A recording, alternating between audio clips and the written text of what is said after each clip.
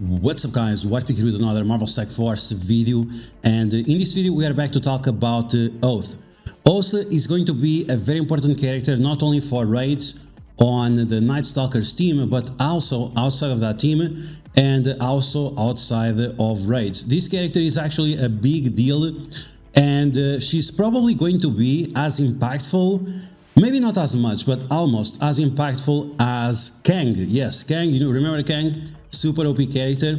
Well, she's at least almost to the same degree. So we're gonna take a quick look at her kit and see why she is so important, and then you have to decide for yourself if you should core for her or not.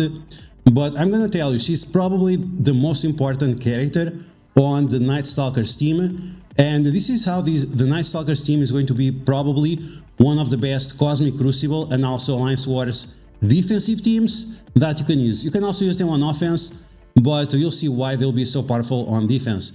So as always, if you like the information on these videos, make sure you share it to your friends on Facebook and Discord. If you're new to my channel, make sure you subscribe for more Marvel Strike Force content. Make sure you smash that like button like a boss. Okay, so who's an absolute boss is Oath Karen Page, and we are not going to make any jokes about Karen because that's racist towards white people, so it's not funny.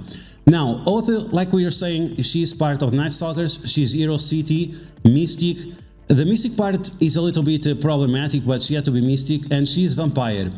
Now, there are multiple Vampire characters coming to the game in the near future. We'll see about that. At least on the enemy side, we'll have multiple Vampire characters coming. Is it going to be part of the Battle World? Maybe you'll see that in a couple of weeks.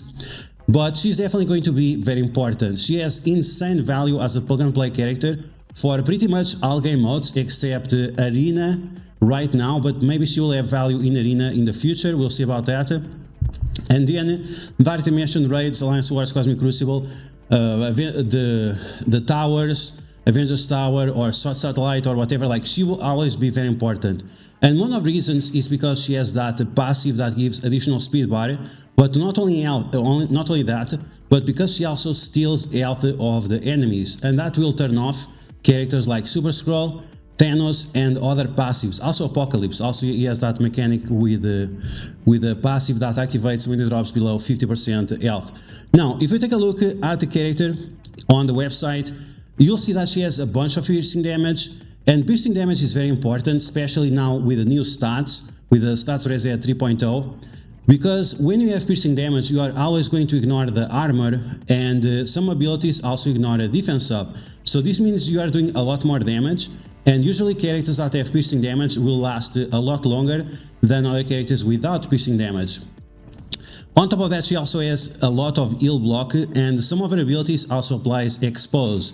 So this means if you are using her together with Val in the raids, both of them are going to get more energy. If you use her together with Super Skrull is going to stop the enemies from getting safeguard and other mechanics. If you have her together with Thanos is going to provide more energy for her and for everyone else. So you can see multiple characters are going to benefit of being paired up with her. Also, the heal block is very important together with characters like Old Man Logan, because on his own he cannot apply heal block, so he always needs someone to apply the heal block, and this is another resource that Karen Page, aka Oath, is providing to the team. So the basic piercing damage, heal block, and bleed, once again very important, and she does not apply expose to her own characters, which is a big deal, because sometimes they get mind control or by Apocalypse or by some future character that is coming to the game soon.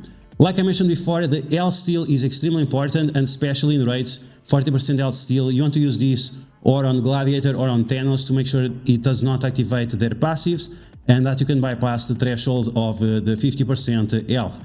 She is one of the few Night Stalkers that provides some kind of control, and we see this with the ability block on her special, which has 4 energy cooldown. It's not a big deal because she provides a lot of energy whenever she deletes characters. Heal block, ability block for 2 turns, more piercing damage, more bleeds, more big damage. So you can imagine that this character is going to be a big deal, and this is of course a character that you want to get as many yellow stars, red stars, diamonds, eyes of white, and so on, right? Because she's going to be that important. Then with the ultimate we have piercing damage to all enemies, yikes. Then she applies expose So once again, big deal. This is available turn 1, so you're going to be able to use this ability probably 2 times throughout the raid or throughout the attacks. If you are killing characters, she's going to get energy and she's going to be able to use this ability more often. And she does additional damage to characters with Safeguard.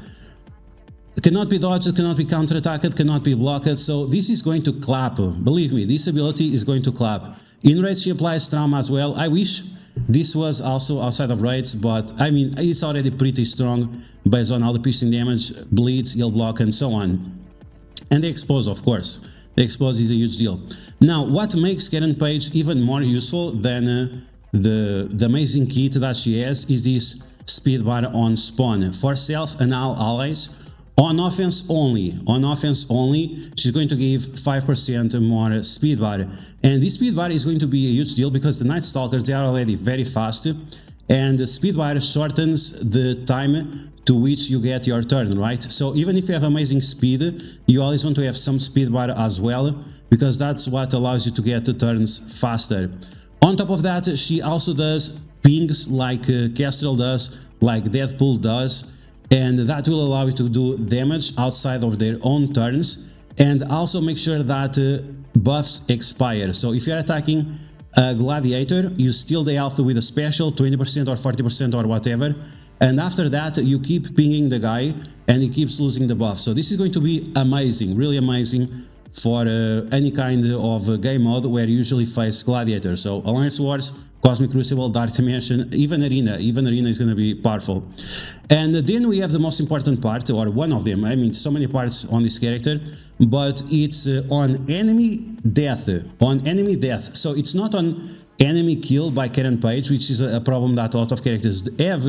It's that on enemy death, you are going to get ability energy for self or Night Stalker allies that were not full at the beginning of the turn. So this is going to be a huge deal, because this team goes so fast, they use their ultimate so fast, that after you start deleting people and you want this energy back, and the team is so powerful that they can one-shot a team. If they are on defense, they can one-shot your team very, very fast, and they will get full energy once again. And this has no limitations if they are exposed or whatever. So I'm not sure if you face this scenario, but when you face, for example, Gore on defense, he starts with 4 charges and he right away ability blocks one of your character, right?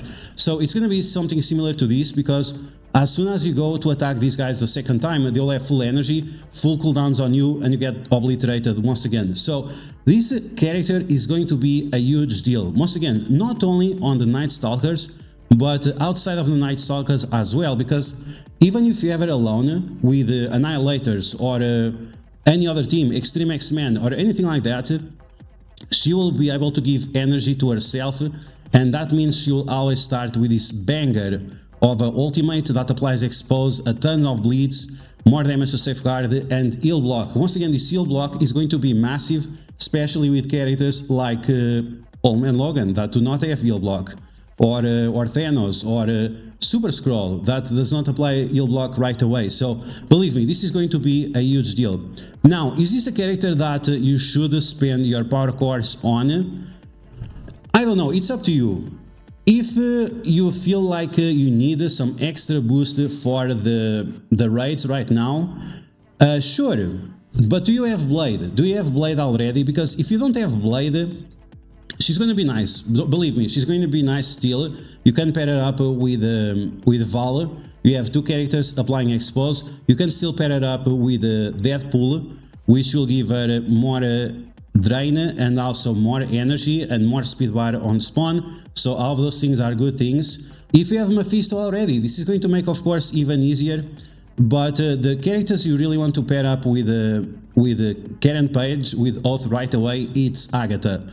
Like Agatha right now, she's absolutely insane. She does ridiculous amount of damage, and her ultimate, while it has a lot of cooldown, it also gains energy if you are facing Misty characters. So depending on when you use this ultimate and the fact that Karen Page provides so many energy for you, you can almost spam this.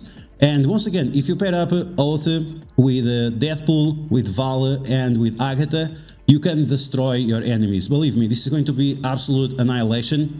And you might also pair up Oath with Morgan Le Fay the Darkhold team in order to also boost Agatha even more and makes like some crazy combos on Alliance Wars, Cosmic Crucible, and so on. So yeah, this is definitely a big deal character.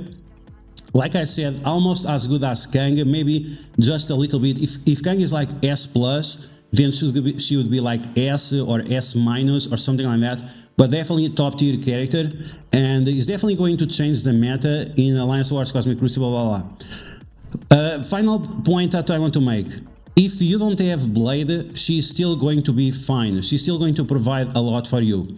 But you should also consider getting Blade and getting his Awaken ability. This Awaken ability changes the value. Blade goes like from a B tier character to A+ or even S tier thanks to this blind. It's a huge deal. And if you pair Blade with other fast characters like Sinister Six or like Oath, Blade is going to be like S+ tier, right? That's the biggest problem about Blade, is that he depends on other characters in order for him to match his full potential. So at the end of the day, both of the characters are a huge deal. I think Oath overall might be more impactful right away, especially because she has no Awaken abilities, and especially because that gives that speed bar on spawn when you're using her on offense. But remember that she has insane synergies on defense as well if she's together with Agatha and a few other characters. So that's going to be the video, guys. I hope you guys enjoy it. We'll be testing out Oath today on my live streams on YouTube, on Twitch. We'll test her in Dark Dimension. We're going to test her in raids without Odin and without Mephisto. And we're also going to test her in Dark Dimension 7 and Dark Dimension 8 to see what she can bring to the table. So I hope you guys enjoyed this video. If you did, make sure you smash that like button. And if you found the video helpful, make sure you share it with your friends on Facebook and Discord. If you're new to my channel, make sure to subscribe for more Strike Force content. And I'll catch you guys later.